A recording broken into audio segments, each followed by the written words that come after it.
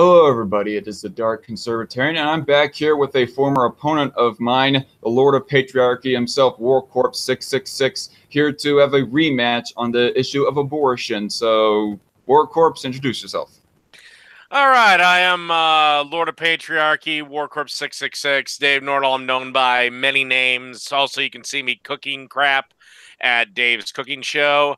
And yes, we did square off once before on abortion. And basically, I asked the Dark Conservatarian for a second shot, and he was kindly enough to oblige. You can check me out at youtube.com/Lord of Patriarchy, I think. All right. Yeah, so I guess I forgot to tell you off air that I would prefer if this discussion remained more cordial because, like I said, I just got off of work, so I'm not really in the mood for a shout fest. I hope that this can remain more cordial as compared to the last discussion. And it seems like it'll be easier because, like you said, you're not going to have any alcohol right now. But yep, I'm going to be doing this one beer free.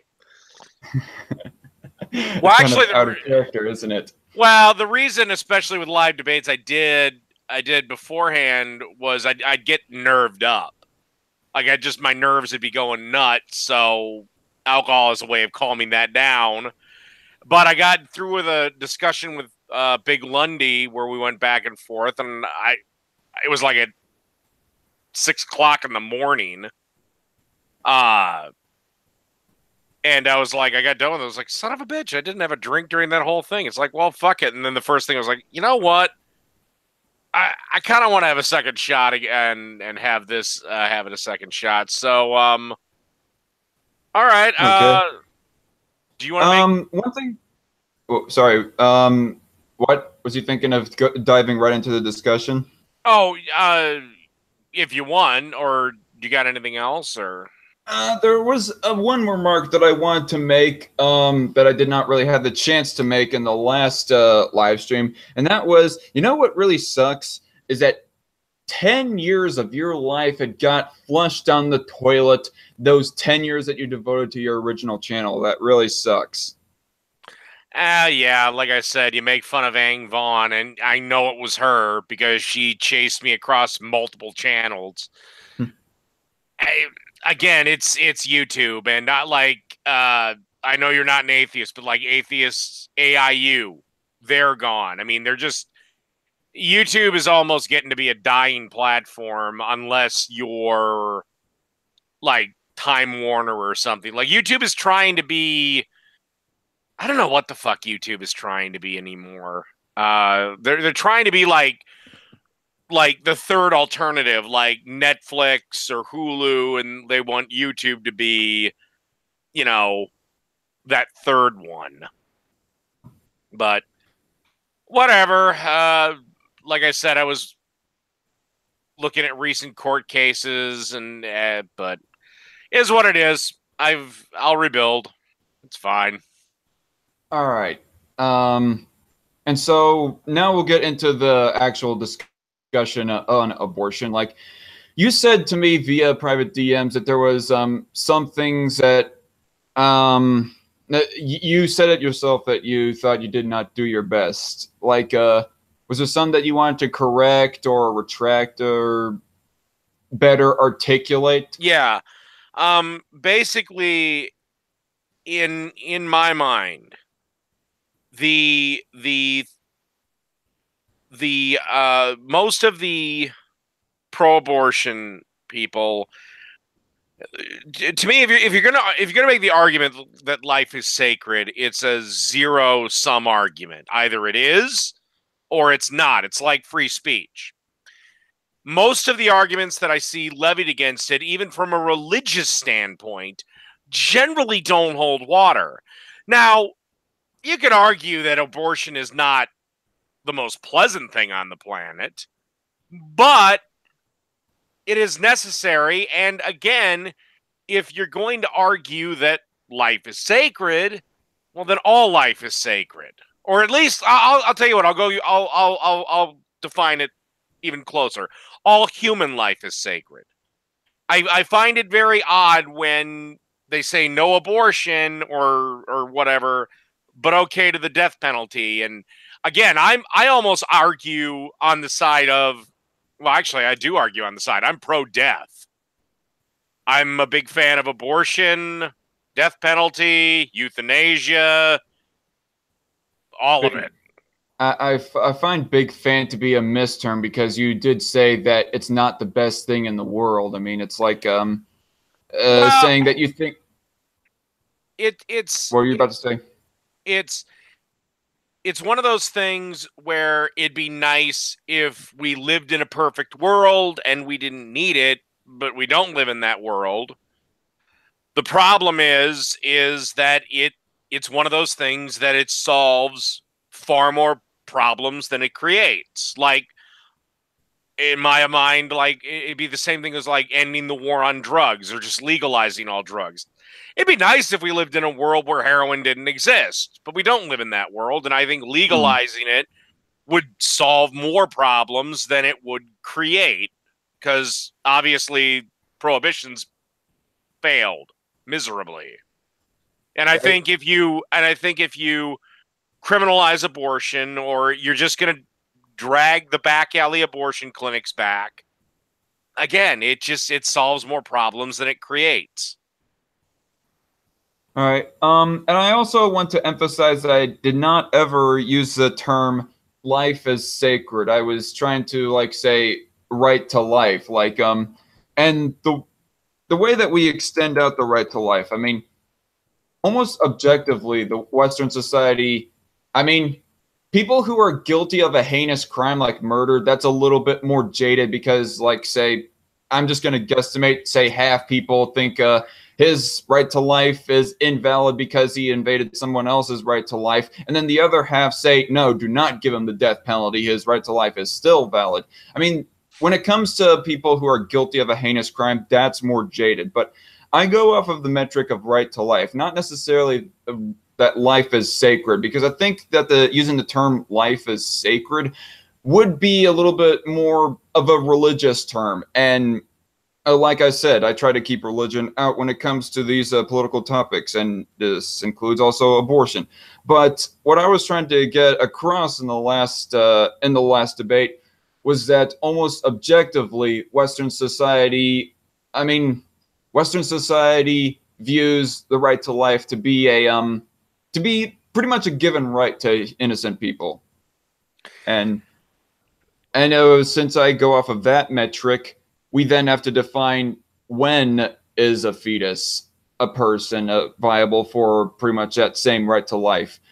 And for you, it's late termers.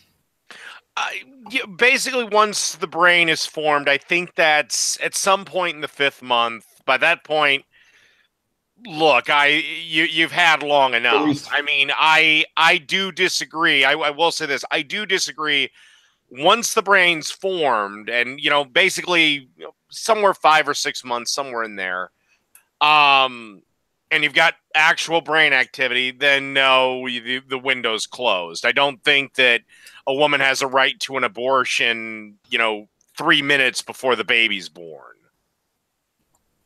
Right. What was I gonna say? Damn it. So you say that abortion solves more problems. This wasn't exactly what I was wanting to say, but it's one of the things. You say that abortion solves more problems, and you go mentioning the issue of, say, women giving birth to unwanted children, not wanting their own child. Like, say, for a woman who has waited so damn long to get an abortion, and now she's at the time of when it is like legally kept, say, for your legal cap specifically. Okay. I mean, isn't it still better to abort? I mean, going off of the logic that, yeah, kill it because it's unwanted. Well, okay. So the scenario is it's an unwanted pregnancy. And the mother's waited too long. And the mom's waited too long. What do I do in that scenario? again, in this scenario, in this specific scenario, I guess then you have to look at the adoption option, I guess, in this specific scenario. You know, because Okay. again, unless you could somehow, again, you've most women know they're pregnant long before that. So I think if it's unwanted, she's gonna get rid of it. Now Okay. let me ask you a Oh, question. okay. One quick comment I was wanting to make. All I right. mean, 5 months, I think, is when we can say that the brain is fully formed because it starts to form a little bit earlier than that, but it will actually no, not even fully formed at 5 months. But whatever. What was your question? Sorry. All right. You believe in I'm assuming you believe in bodily autonomy, correct?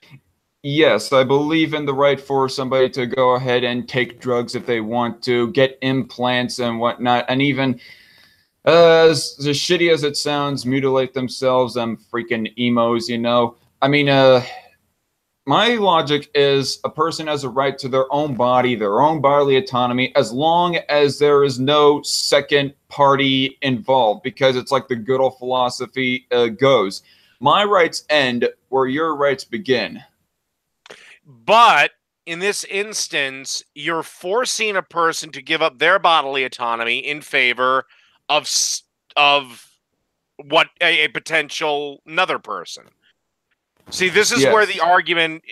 My thought is, if she doesn't want to carry the fetus, she doesn't have to carry the fetus. I'm picking her bodily autonomy over that because she's sentient. That's a clump of cells. Now, yes, there is a cutoff point. I mean, again, there's a cutoff point with me. I, All right. And yeah, I mean, speaking of say bodily autonomy versus right to life, I mean that is where that you think that bodily autonomy does not overrule second parties' right to life, and that is at 5 months and beyond.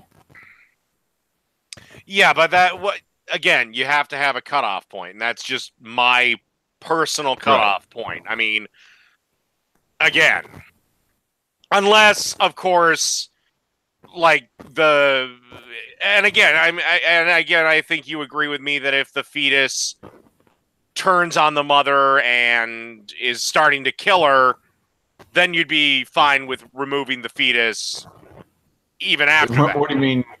What do you mean Like, turns on the mother? Like well, they're intentionally trying to kill the mother? no. Like something goes wrong with the pregnancy, and the pregnancy is actually starting to kill the mother, Oh, of which course. does I happen. mean, in the case of the life of mother, I mean, practically everybody in the anti-abortion slash pro-life community believes in the life of mother exception. I mean, even Ben Shapiro emphasized this on one of his programs, that even the Catholic Church and himself, for that matter, believes in the life of mother exception. Yeah. So again, that would be after the cutoff point. That'd be my only exception. And I know. again, I notice. I notice also that you keep on saying again millions of multiple times. well, dude, I've been up for fucking 20 hours. Um, I No, also I mean say, even the last stream, you still said again a whole shit ton. Although it's all right. I mean, I have my own speech bad habits as well. Like I say, all in all, a whole lot of times, like S Man Speaks has pointed that out. I mean, you know who S Man Speaks is, yeah, right? yeah. Actually, I've been trying. I try to get better and not go all the time. That was if you watch the early War Corps videos, I said all the damn time. So I am just curious. Let's say you get let's just say conservatives get their wish and either we outlaw abortion or most people don't do it. And uh now we have all these babies, and again, let's say that most of them are from mothers who will probably need financial assistance. You're probably on with me on this. I don't like paying taxes. I like my taxes nice and low. So how are we going to pay for all this without raising taxes? And I guess we did not tackle this very well. I mean, but before I address that, can I outline something first? Sure. Like there is a moral difference between allowing somebody to die and killing them yourself. And in the case of abortion being illegal, or any type of murder for that matter, let's not just limit it to abortion. I mean, you are allowing somebody to kill. You're legally allowing somebody to kill. But in the case of, say, welfare, I mean, if nobody wants to, and nobody wants to donate, like give food services and whatnot, free food services. At that point, you are allowing people to die, not necessarily get killed by another individual, but just to naturally die of starvation and whatnot. And so I just wanted to address that as to how they're not exactly morally equivalent. But on that note, I am willing to compromise a bit on welfare. Like maybe libertarians can like a true Milton Friedman caliber libertarians can like make the points that welfare and all these other social programs, that they stifle the market competition in, you know, our free market, quasi free market capitalist society. At least, I mean, it's not totally free market. The United States is, you know. But on that note, I would rather, if we encourage, like, say, donation, and I would rather see welfare increase and abortions increase. But also, I am not against. In fact, I might as well just go ahead and say that I am all for more sex education, say, the avoidance of sex and protections from sex, and so on and so forth. Particularly protections from pregnancy, so that we could like prevent pregnancies in the first place, instead of like 7 weeks after, 7, 8, 9, 10 weeks after the pregnancy, have a, you know, some fetus. They're past the personal cap that I want to put on, and then we're dealing with what I view to be a human being, viable for the same right to life as you and I, or similarly, because they do not have the exact same right to life, because there's still the life of mother exception.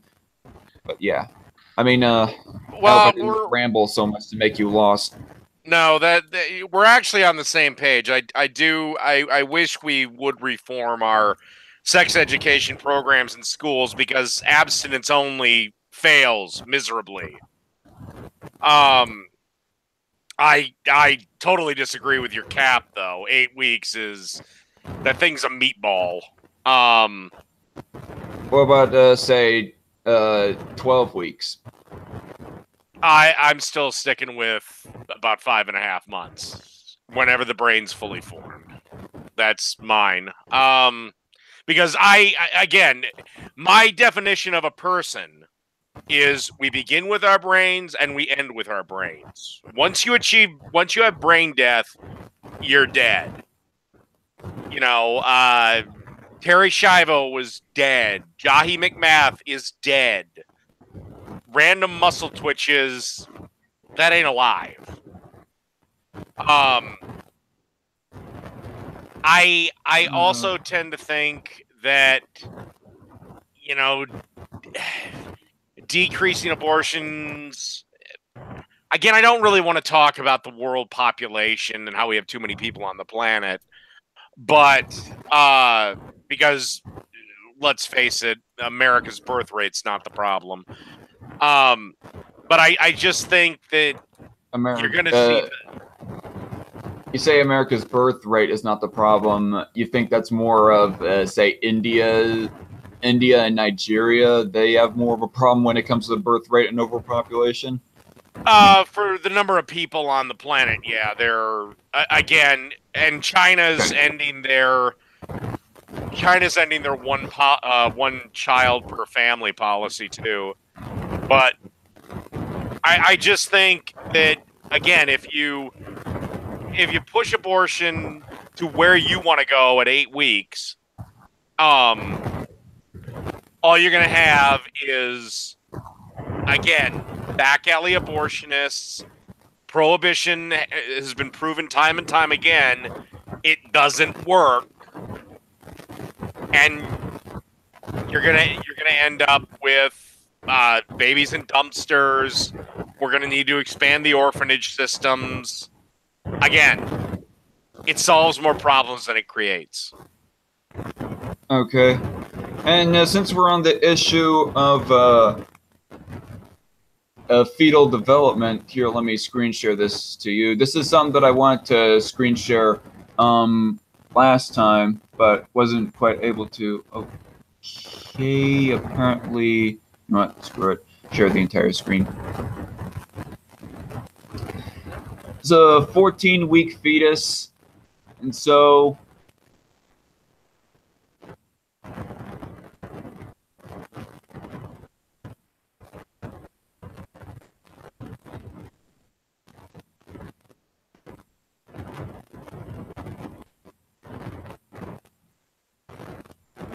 okay, and I also have one for a 15-week fetus as well. But yeah, not exactly a meatball. I mean, not exactly a human. Not fully developed, granted, but I don't think I don't find it like full-on development, like for full development to be necessary in determining a person's right to life and so on and so forth. I mean, there are people who get mutilated, say, from accidents and whatnot, and yet they don't have their right to life quite invalidated. Their brain's still functional, though. They can still survive on their own.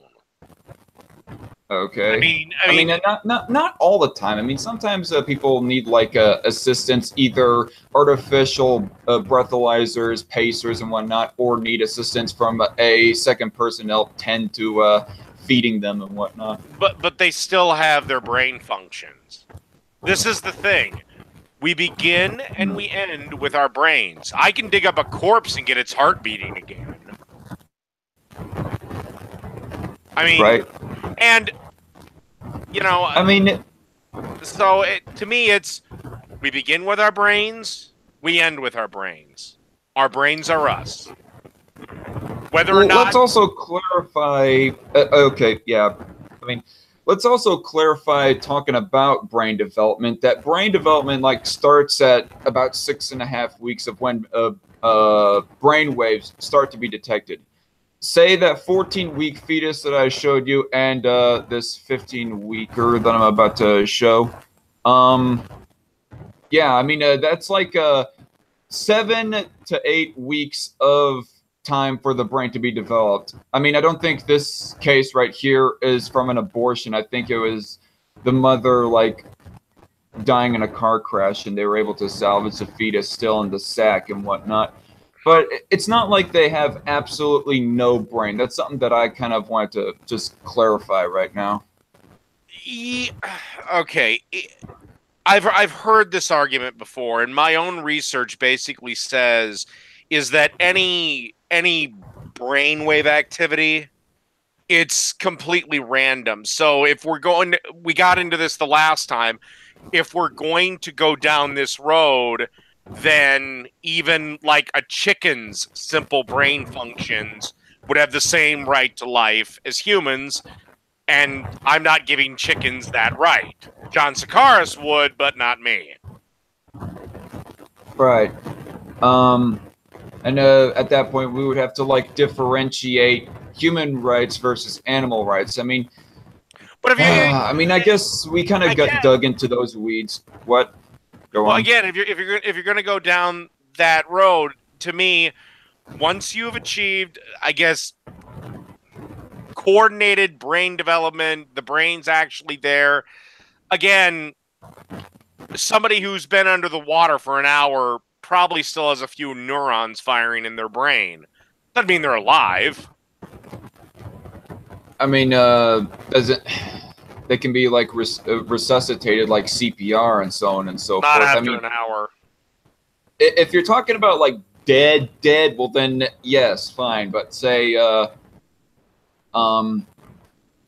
but I thought you was talking about somebody who is in the process of drowning, but not quite yet. No, you have 9 minutes. If somebody has a heart attack, you got about 9 minutes to try to get them some oxygen to their brain. If you're talking about dead, well then yes, I will have to give you the.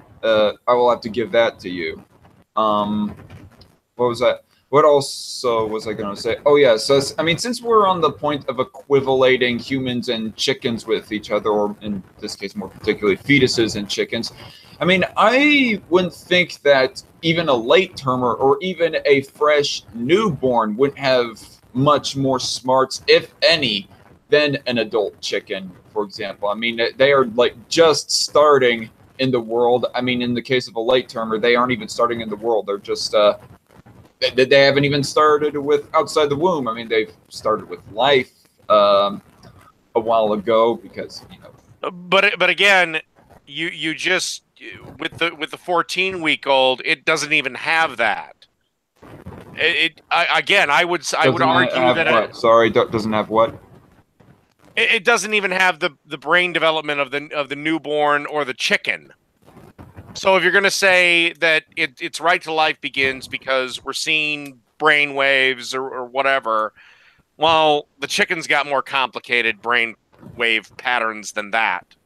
I mean, my point is, if you're going to try to equivalate chickens and fetuses, well, then by that logic, a third wave feminist who is for late terms and even postnatal abortions could throw that same logic at someone like you, S-Man Speaks, or Cult of Ham, all of you who are all for or all against late terms, I mean.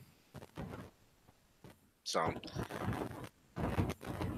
but I mean, that's kind of more of my point. I mean, I'm not trying to say that yes, a 7 or 8 week fetus is definitely smarter than a chicken. I just want to try and separate the veganism debates from the abortion debates. No, I'm just arguing, you know, by your logic, if the much less developed human has a right to life, then the much more developed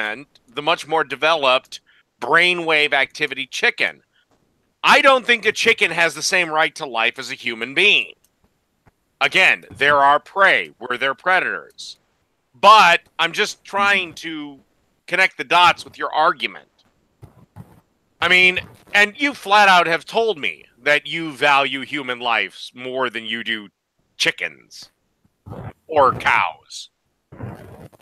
Yeah, I mean, it's species versus species, and it just seems like the main reason why I go on about abortion is that it seems like a certain inconsistency with the way that we express right to life. And as it stands currently, say if like in the future we give chickens and cows the same right to life as humans, well then well, whatever. I mean, that'd be a disaster. Holy shit. What? I said that would be a goddamn disaster. Chickens are filthy fucking creatures. They shit all over the place. They shed their stupid feathers all over the place. Oh, get by all the dogs and wolves. Well, according to PETA and extreme vegans, we shouldn't be able to have pets, despite the fact that about 95% of the dog breeds would go extinct. Well, if we're not allowed to have pets, and that would mean that chickens would have absolutely no protection, and they would have like a very, very dwindling population or be non-existent at all. And they would be eaten. Say you say that dogs would die off. I mean, it doesn't even have to just be dogs that make the chickens go extinct. It could be wild wolves. It could be No, lions and other predators. the reason I say that is most of the domestic dog breeds that we have, they literally they can't survive without us. We've kind of bred them that way. Like take Pomeranians. Okay, They can't that's hunt. They can't hunt. They can't run that fast. They're ours. Without us, they're screwed. all right. Great Danes are way too big. I mean, that's a yeah. We're going off on a bit of a side tangent, but what would your defense be against vegans regarding differentiating the human contract and animal contract? What would be my defense against vegans with the human contract and the animal contract? Yeah, of why it is that humans have a higher right to life than any other animal, for that matter. Okay. Well, human beings are descended from predators. You can look at our cousins, the great apes, and they eat meat. In fact, they cannibalize one another. And quite frankly, unlike every other animal on the planet, we humans decided that we're not going to hunt our prey. We're going to put them in a pen and keep them on a farm. We'll feed them and bathe them and all this other stuff. But when the time comes and we are hungry, except for deers, huh? Except for deers and all that wild game. Oh, okay. Well, I'll get to that in a second. We will harvest them. Again, we just took the hunt out of the equation. Now, human beings still enjoy hunting. These are animals like deer, moose, bears, wolves, whatever else is legal to hunt in your state. And in this instance, one, it's for recreation. Two, it should be for food. But three, again, we cull the herd like every other predator. And in the winter, there's not enough food to go around, so we take a few animals out of the equation. And again, we suck at it. Like, for years, Australia's been trying to get rid of toads and rabbits, and they failed miserably. Human beings actually suck at exterminating species. All right. So the way that I would defend a human's right to life and having the right to, say, kill off prey for eating and so on and so forth. Primarily, it's because of our much higher overall intelligence as a species. Because yes, there are obviously some exceptions to the rule, some dumb motherfuckers out there and whatnot. I mean, it kind of derives a little bit from speciesism, but that kind of begs the question: what if humans were to find some other intelligent life out there? But I mean, would it be viable for us to eat them? And I would, for that, I would say no, because higher intelligence of the overall species, and we found civilization, we found culture. I mean, no other species on the planet has near as much of a civilization or culture as us. I mean, yes, you have like ant colonies and so on and so forth. They have some primitive organization, but not to the same level as even, say, a tribesman back before England and all the other Europeans colonized America. And that by that I'm referring to the Native Americans. Well, the thing of it is we are the only species that's cognizant. I call it sentient. We're the only ones that cognizant of if you get in your car today and drive 3 states, you're aware that you're in another state. If you put your dog or your cat or your goldfish in the passenger seat, they don't chicken know, or cow or hell, a dolphin or a gorilla. They don't know, nor do they care. That's the difference between us and everything else. Even dolphins, supposedly the second smartest animal on the planet, they don't even have the basics of anything resembling civilization. Even a hunter-gatherer tribe, they don't got. Although I will say, human beings are not the only hunter-gatherer tribes, they don't have the same cognizant ability as you and I. So not to be like dolphins hunt, but they don't like gather. They don't like say, "Hey, maybe we should take some of this tuna with us while we swim." No. I thought you was referring to humans when you said a hunter gatherer tribe. Yeah, like I'm a little bit confused. Are you saying that human beings, we started off in groups, and then we were hunter gatherers. We'd follow the herds and hunt and gather stuff. We were the people that figured, hey, maybe if we take some of this meat with us, it might help us out. Again, dolphins don't show any of that. Whales don't show any of that. Ants, to a very, very small degree. Now, yeah, there are similarities, like dolphins and killer whales will kill things for sport. But again, nothing that I would say comes close to matching any even rudimentary human civilization. And I've heard the ant argument, and it's kind of a bad argument because human beings are not ants to humans. Ants to humans, and it's a bad argument because literally most of the ants in the ant colony are mindless drones. Right. Most humans, with the exception of hardcore socialist liberals, are not mindless drones. Yeah. So the way that, and so since we got the species differentiated based on cognizancy, if that is the right word for how you define it.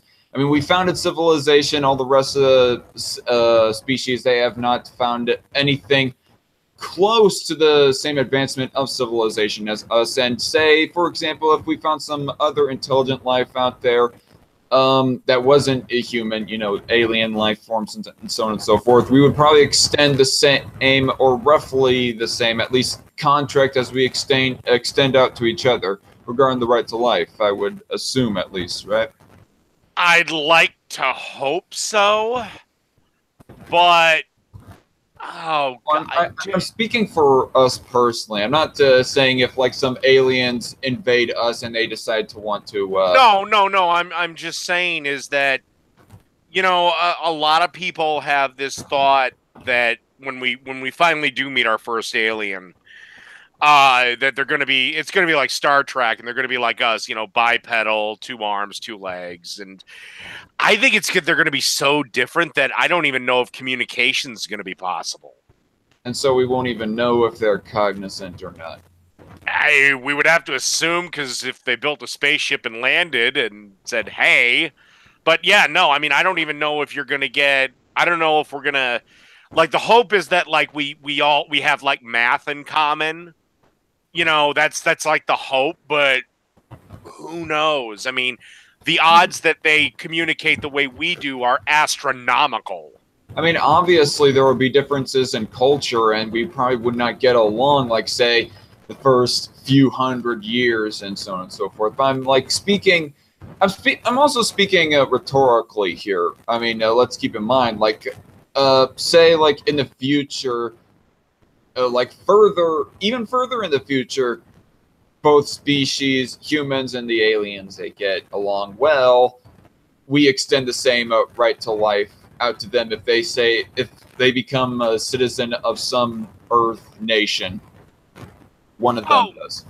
Yeah, I mean, if you can get past the barrier, I'm hoping that we're coming together as 2 species trying to help each other out. Like I said, that's what I hope. But to be truthful, I think all of this will take place long after I'm Ash. I think you and me both.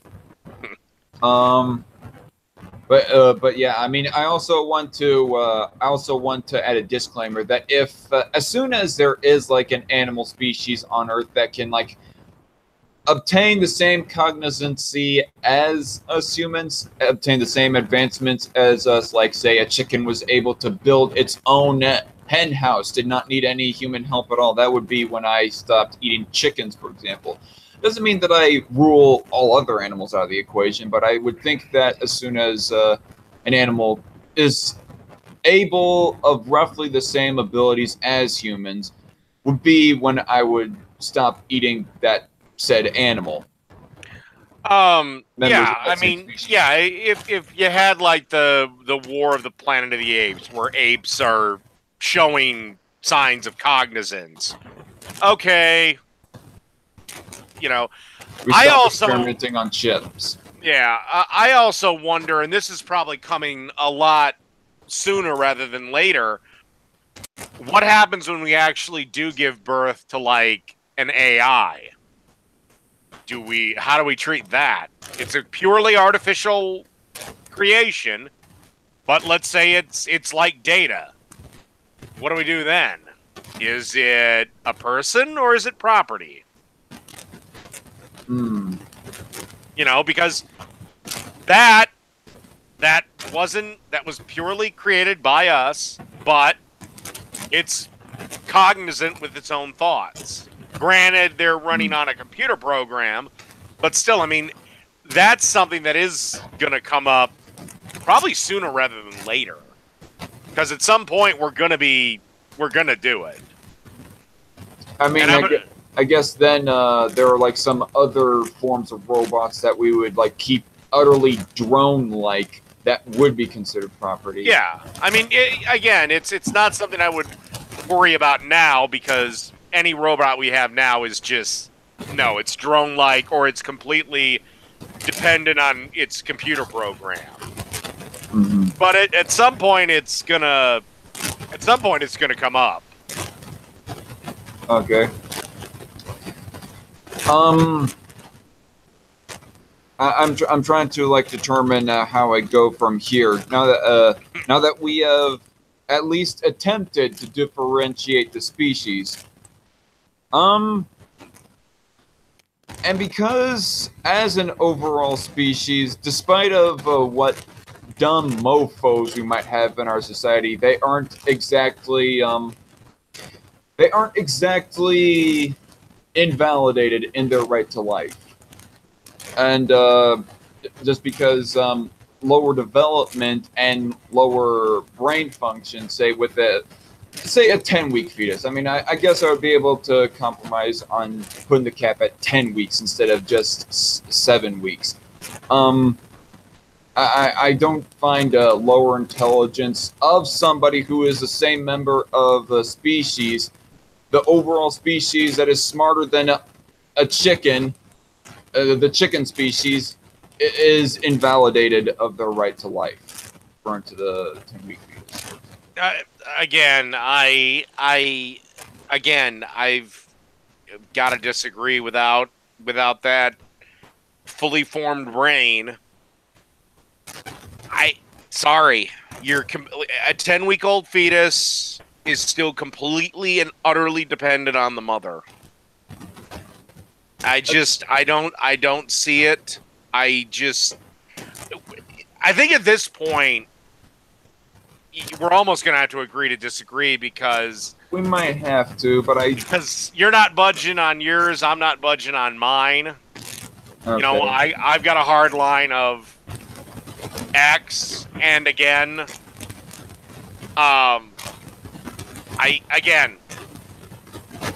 it'd be nice if we had a perfect world and this wasn't an issue, but we don't. We have this one. I would also want to reiterate of why that I don't think that because they're reliant on a natural form of life support is a good metric that invalidates their right to life, because as soon as somebody is reliant on a pacer or a breathalyzer, their right to life is not less valid than okay, the then let me flip it around another way. When do you tell a family, like, you remember the Terry Schiavo thing? Her mom was I never heard of that, sorry. Okay. She was a woman who had, oh God, what the fuck did she had a medical thing. Anyway, she was in a persistent vegetative state. God, I hope I'm getting this name right. And her husband wanted her taken off life support, and her parents were fighting him on it. And usually it was the pro-lifers was saying that she was alive.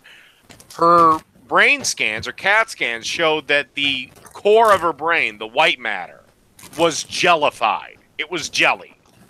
At what point do we go, this person is dead, and people were saying, what about her right to life? Or, you know, it's like, she's dead. She's gone. It's over. When do we cut it off and say, you know, like in the terms of somebody in a persistent vegetative state that they're never going to come out of? Or what about the right to die? What about the right for somebody to end their life if they so choose? I mean, yeah, let's put that issue aside, because obviously you and I agree that suicide is a person's own personal right. I mean, oh man, I had that discussion with some personal friends on that issue. Like, anyway, yeah, suicide aside, but the white matter, I presume that this is like the part of the brain that operates a human's own consciousness of the world around them, or was Terry Schiavo case? Did Terry Schiavo still have like brain waves of some sorts? Yeah, she had random synaptic firings. She had brain waves. She'd involuntarily move this or that, but no real cognizance, no real awareness. Her heart wouldn't beat on its own. So, but her mom read into the, you know, twitches and twerks what she wanted to. I mean, and I can understand the mom's position, but, you know, sorry, I hate to say it. And then there's the Jahi McMath thing.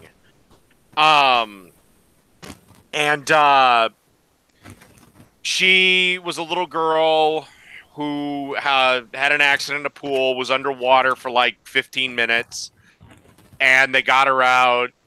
They did revive her, but she's been in a persistent vegetative state for years.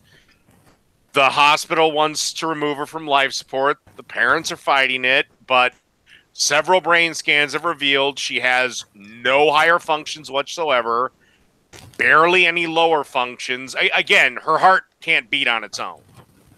If it were up to she's brain dead.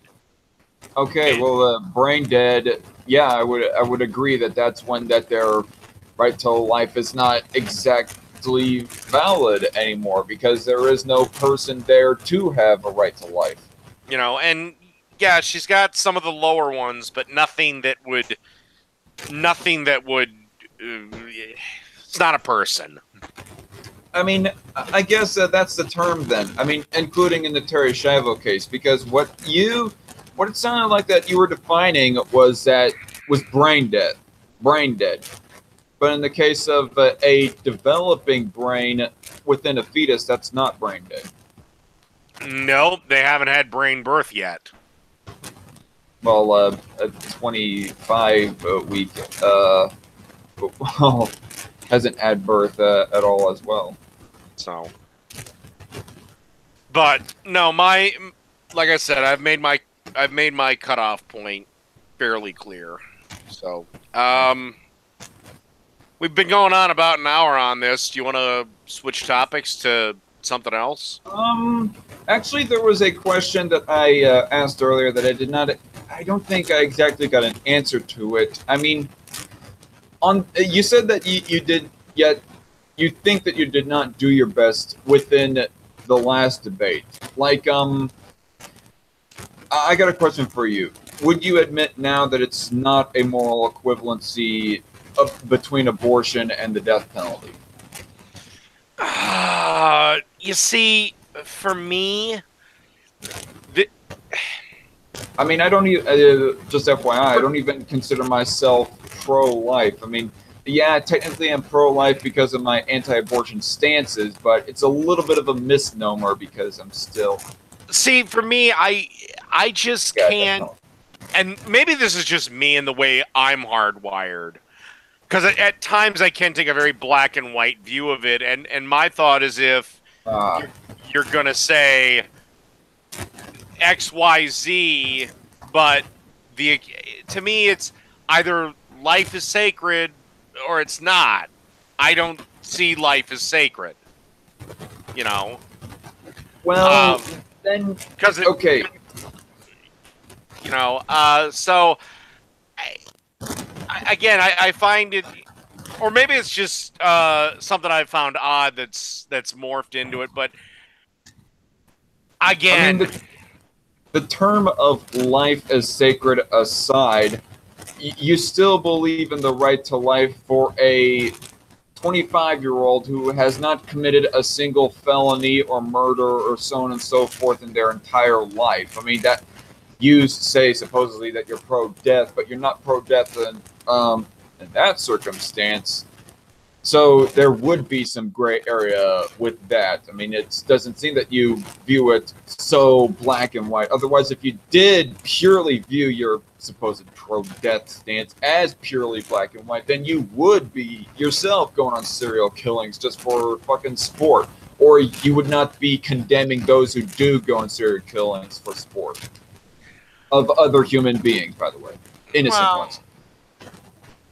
Yeah. Again, this might just be my own personal opinion too. I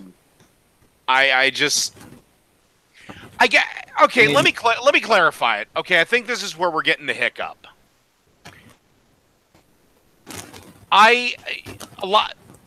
See, here's the thing. You've never once called for abortion to be illegal.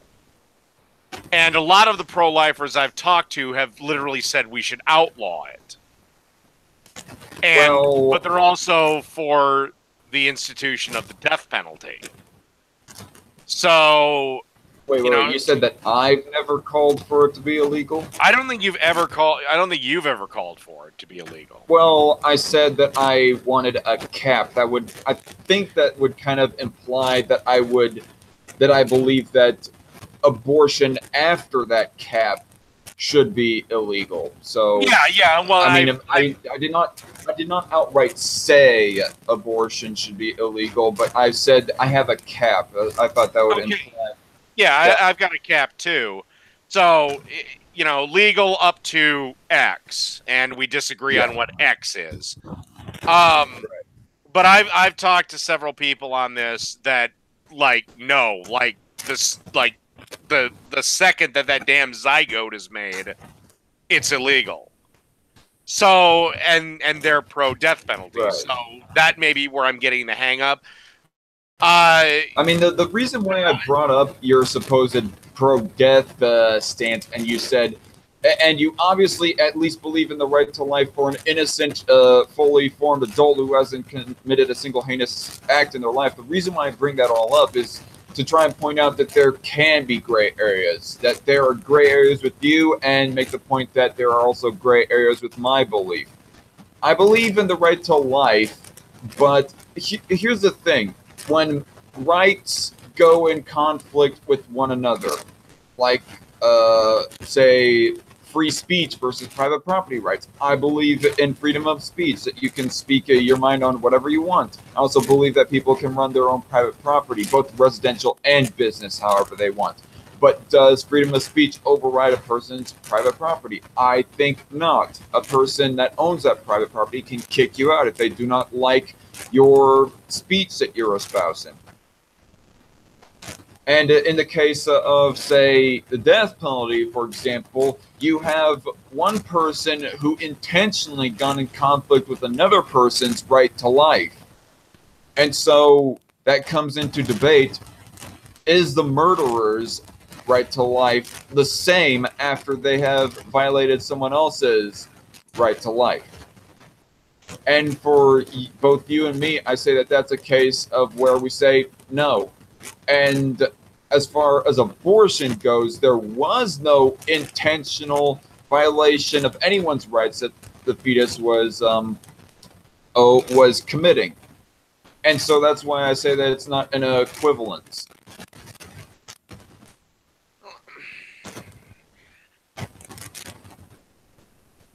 Well, you might have a point there. And also in trying to address the gray areas. You know, again, it might be a little more nuanced, but I've never viewed the death penalty as like a form of justice. I've always just viewed it as simple revenge. I mean, you could argue justice. I just view it more as it's simple revenge, and I'm fine with it too, by the way.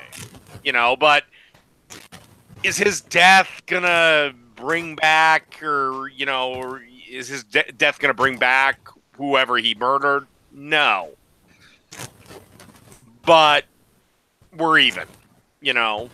Again, that's why I'm fine with, like, if a thief steals something from you, he must return the property and you get to steal something from him. You know, like, simple. But it's more of just a revenge punishment than anything else. Granted, I don't got a problem with the way that you view it, at least. The death penalty is a little bit more revenge driven than anything else, and you know, maybe in some people's mind, but I don't know if, like, the judge really cares about the revenge aspect of it. Oh yeah, like I said, that's my own personal viewpoint on it. You know, again, and you can make a very strong case that it's justice. You know, eye for an eye, tooth for a tooth, that whole thing. And yeah, and to be brutally honest, I think we should have a few more crimes have the death penalty attached to them. You know, not just the one. And the way that I look at the death penalty is that in the case of, say, both the Parkland shooter and the recent Texas shooter that we got, both of them too were apprehended alive. And the Parkland shooter, I did read that they were heavily considering the death penalty for. And I say, yes, go for it. Like, let the person be an example for what happens if you want to go on some psychopathic, some psychopathic rage like that. I mean, yes, you can make the case that a serial killer probably does want to die themselves. But still, I don't find it worth our taxpayer dollars to be feeding, housing, and clothing somebody who killed other potential taxpayers. You know, with the case of Cruz killing his fellow classmates. Well, here's the ultimate irony of it. In this particular country, by the time we actually get to killing them, we have actually spent more money than we would have spent if we had just thrown them in prison, put them in prison, and thrown away the key. Believe it or not, that's the ultimate irony. In the case of a shooter, though, I mean, no, anyone on death row. I mean, yes, on death row. That's. I mean, now we're going to be talking about the flaws of the death penalty. So, weaving away from abortion, let's talk about the death penalty and the flaws of it and whatnot. That's the thing with the death penalty. We risk, like, getting the wrong suspect in that case. So, therefore, people carry out an investigation and so on and so forth. I mean, I think a person really can make the case that it needs perfecting. I mean, despite of how I know that it needs perfecting, that doesn't mean that I outright give up on it just because it might be too expensive. But the reason why I bring up shooters, like in the case of the Parkland shooter and the recent Texas shooter, there isn't not much investigating that is needed. I mean, just have one single like court case, present the story, have the jury decide, yeah, kill him, or even not really need a jury, as far as I'm concerned, and then just straight bullet in the cranium. I mean, a bullet in a single court case, as far as I know, is like cheaper than a lifetime in prison of being fed and clothed and housed and whatnot. Well, and it's a guesstimation, at least. Yeah, I understand the sentiment, and I actually somewhat agree with it, but we're a nation of laws, and we have procedures, as much as at times I'd like to maybe sidestep them. Yeah, expedite them a little bit. And especially in cases, but again, with the death penalty, I think we should be really, really sure before we do it, because it's kind of permanent. You know, but again, I mean, I guess the way that I would design the death penalty is that as soon as it looks like it's becoming too expensive, then don't consider the death penalty.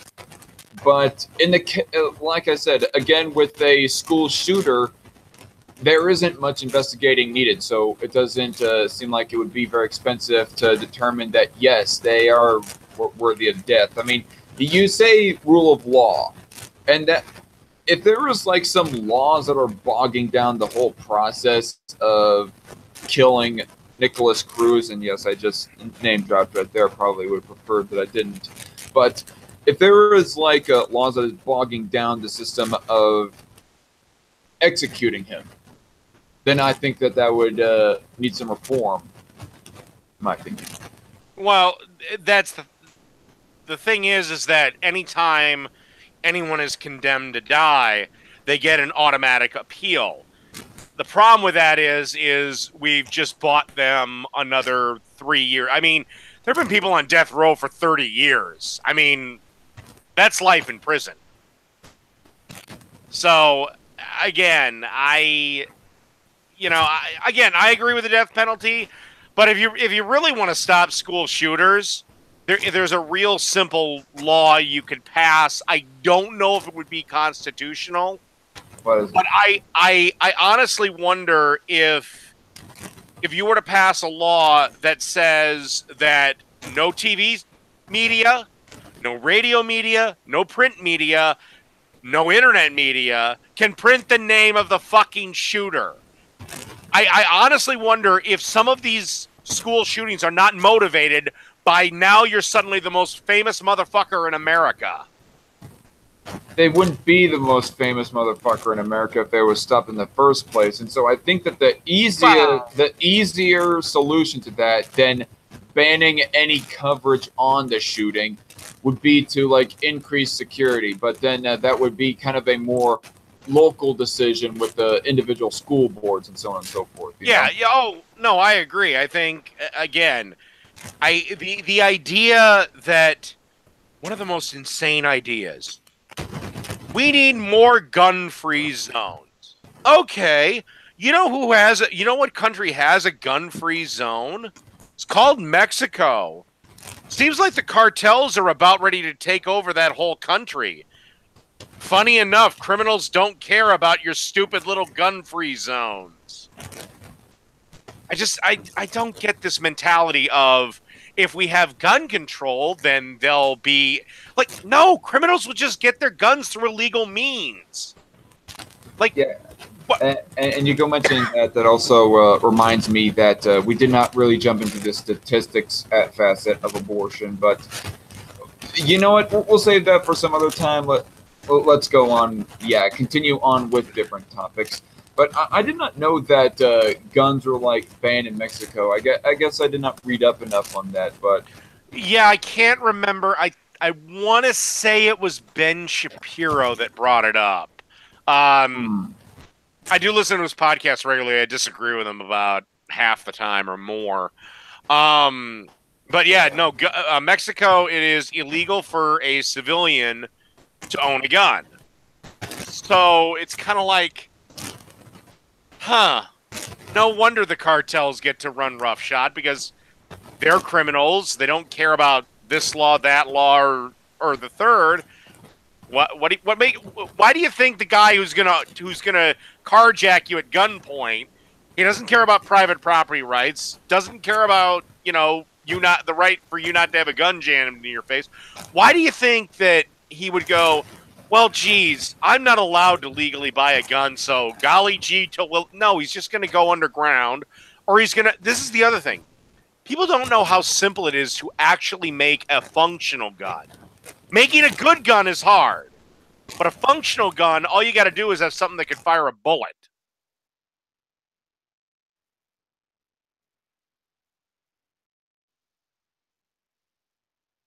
Getting myself a little bit more relaxed, but I did not want the creaking of the chair to disrupt stuff. I mean, I already have an issue of like the feed jumping back and forth between you and me constantly throughout this whole stream, and it's kind of odd, you know. I've been noticing that whenever you like go quiet for a second, even though if I don't say anything, it's still jumping back and forth. It's odd, like I said. So yeah. Talking about different topics. Yeah, you mentioned the Daily Wire, or more specifically Ben Shapiro, and that made me to go thinking. I think there is a certain video that you would like of mine. It was where that I responded to Mike Knowles, the Mitt Romney lookalike on the Daily Wire. He was talking about the issue of gay marriage with somebody who asked him a question on that issue, asking what is with this idiotic discussion on gays, and Mike Knowles was like, practically avoiding the question by making it an argument about, oh, we must get our terms correct, which I say, yeah, I mean, get the terms correct all you want, but it does not mean that we should like legally bar homosexual people from having the same right to a sexual relationship as straight couples, you know? Yeah, and truth be told, me personally, I don't think the government needs to be involved. Neither do I. With maybe one exception, in people's consenting relationship. The only exception I have is if one of the people in the relationship is under 18. Right. That's about the or if it's one of those like weird marriages in India where they take a 2-year-old and marry it to another 2-year-old. Okay, let's not do that. That bad. But outside of that, if 5 women want to marry one guy, I don't care. Good for that guy. I mean, yeah, that's the thing that I have with polygamy. I mean, morally, personally, I think that it's a bad idea because you're obviously going to have cases of some jealousy within all the married peoples in that relationship. But at the same time, they are still consenting adults trying to work this out. Let them personally work it out. It may turn out to be really, really shitty relationship, but that's on them, you know? Yeah. Well, and that's the sad thing is I had a discussion with Big Lundy, and we were yapping about the Masterpiece Cake Shop, and I said, look. By the way, I got a quick question. Is the guy a right-wing libertarian like yourself, or no? No, pretty left. Okay. He thought that the cake shop should be forced to make the cake, and I said, well, it's a private business. He doesn't have to provide his services, especially since he recommended a bakery not more than 5 blocks away. Yes, there's cases of what happens if it's a grocery store or something, and yeah, you get into another 9 yards. I personally thought in this case, the gay couple. Even with grocery stores, you have plenty of other options out there. I mean, go to a different grocery store and whatnot, but go on, you're saying? Yeah, but, again, in this particular case, I said the gay couple should just have left and then exercise their right to trash the business online and say, this guy refused to service me, and then let the free market decide.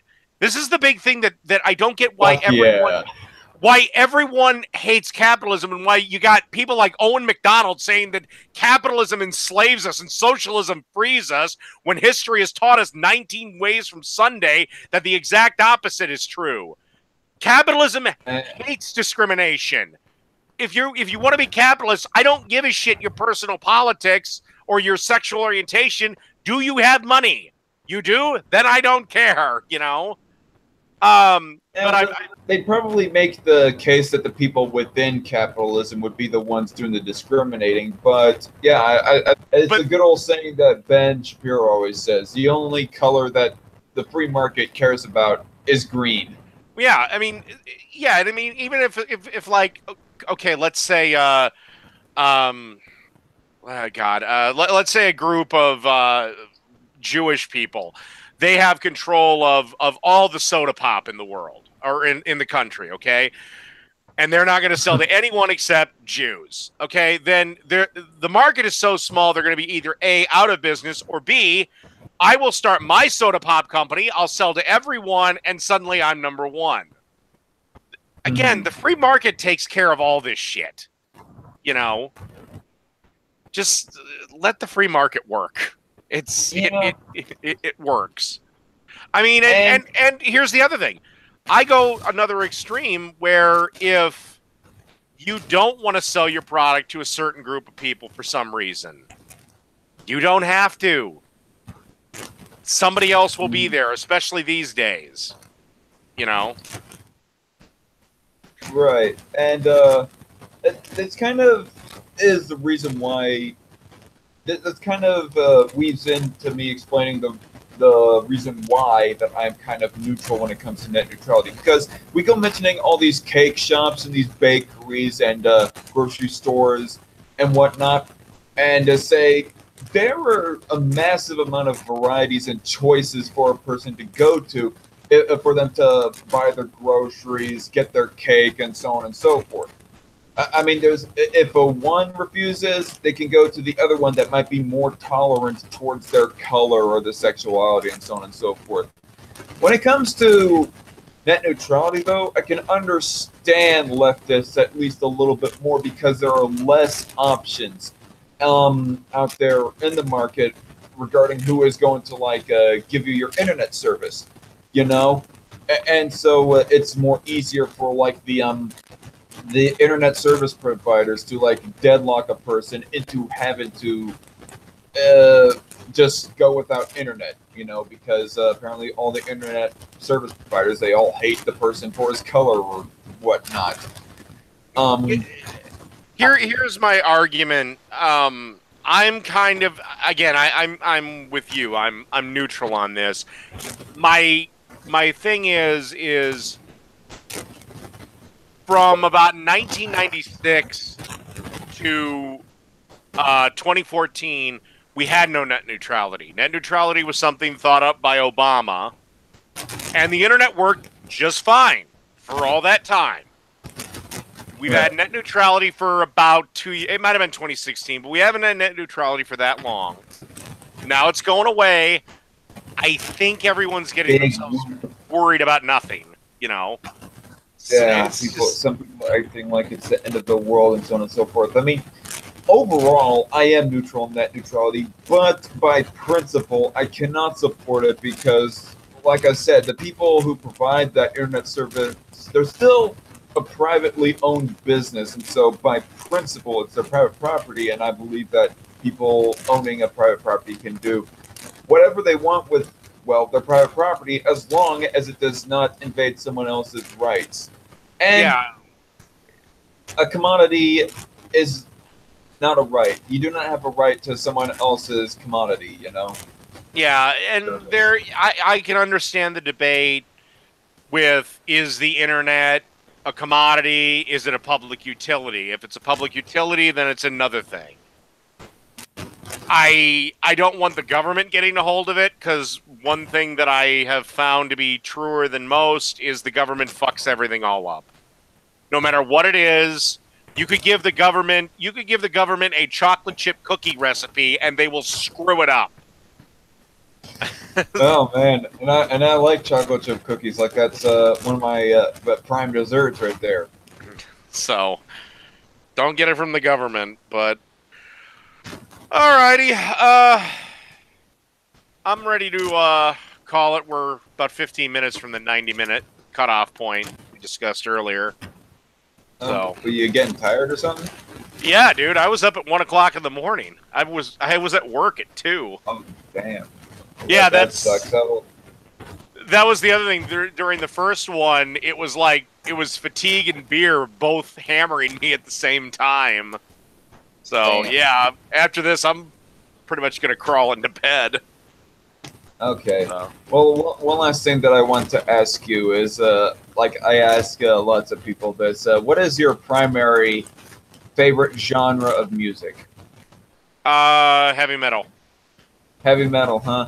I like some heavy metal, hair metal, and classic rock. Those are my 3 main. I also like some Celtic, a little bit of country, but not the overly pop type of country. Some older pop as well, not the newer bubblegum pop, you know, but yeah, classic rock, hair metal, heavy metal, that's my primary, personally. Yeah. I've grown up with classic rock. Yep. So, what's your favorite band? Oh, I'll just go with the one right now, and that'd be actually Powerwolf right now. Powerwolf? Yeah. Okay. Because yeah, it's like I couldn't even. Oh God, I couldn't even begin to like. Oh God, favorite all time. Like no, that list is way too long. So. Yeah, Sabaton I really like too. Def Leppard is my main when it comes to rock bands. What? So. You don't like Def Leppard or something? You know, I think I'm a little older than you, so I've heard their songs a little bit more, and it's kind of like, you think you're a little bit older than me? Well, I don't know, how old are you? How old do I look? You look like you're in your 20s, so somewhere in there. I'm 23. I'm 23. Oh, Jesus Christ. I was 13 when you were born. Fuck. It's kind of like the band. It's kind of like Leonard Skinner. I'd like them a lot more if I didn't hear their songs incessantly. So Def Leppard, it's kind of. I didn't mind them, but then it was just kind of like, oh God, I've heard this song too often. Yeah. Same thing with like Tom Petty. The only Tom Petty songs I like are the ones you don't hear on the radio, because I've heard every one of them 8 million times. I see. So. Okay, and so to end this off, the chat was not alive at all, except my buddy the Crusader. He dropped by to say, I can't support Zach on this one. I may not like abortion on some things, but I'm not going to stop someone from getting one, and so on and so forth. Yeah, the Crusader, he's kind of in the middle when it comes to abortion. Like, he's somewhere in between me and S-Man Speaks, who S-Man Speaks, of course, is a little considerably more pro-choice than me on the issue. But I'm glad that this discussion could remain as cordial as it did. Thank you, War Corps, for keeping your cool and whatnot, and giving me a very dynamic discussion to have with you here. And I think that this is probably not the last time that you and I are going to talk to each other. Like, do you have a Discord, by the way?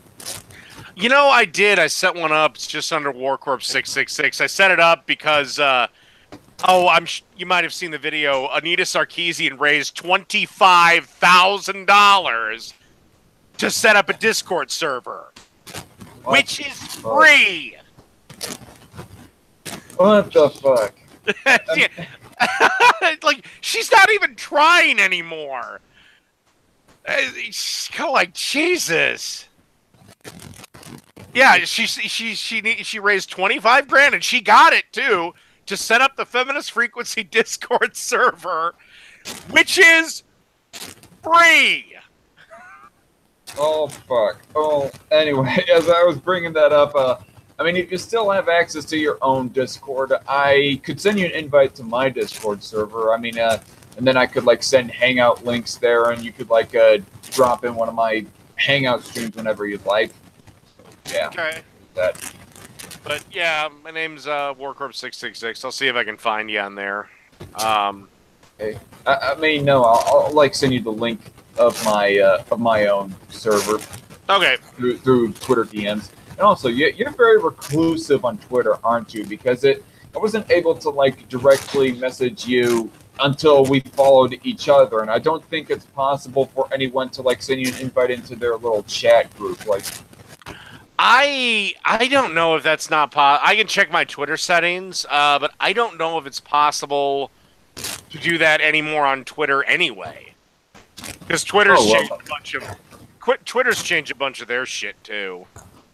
Well, my buddy, the Incredible Aspie, is always sending invites to his Twitter group called the Aspie Asylum. We have Sugar Tits on there, by the way, which, yeah, sad state of affairs. Bering lost his account. And, by the way... his account's back. Twitter account? Oh, no, not his Twitter account, no. His YouTube account. No. That's what I was trying to specify was the Twitter account. I know his YouTube account is back. I mean, did you know that I had some drama with Bering, by the way? No. Yeah, over what? Yeah, over what? I'll send you a link to the video that goes in full. But basically, I was defending one of my Bering drama, as I like to call it. Contact with Bering at all? Yeah, I have. A couple of years ago,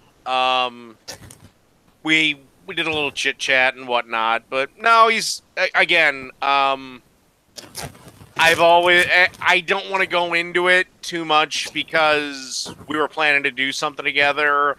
But issues in his personal life came up. I'm not going to reveal them. He's always been really cool to me. He's always been very cool and nice to me. Again, he did get into it with a friend of mine on here. But in this instance, I actually took Bering's side because I watched both videos, and it's like, dude, you were kind of a dick in this video.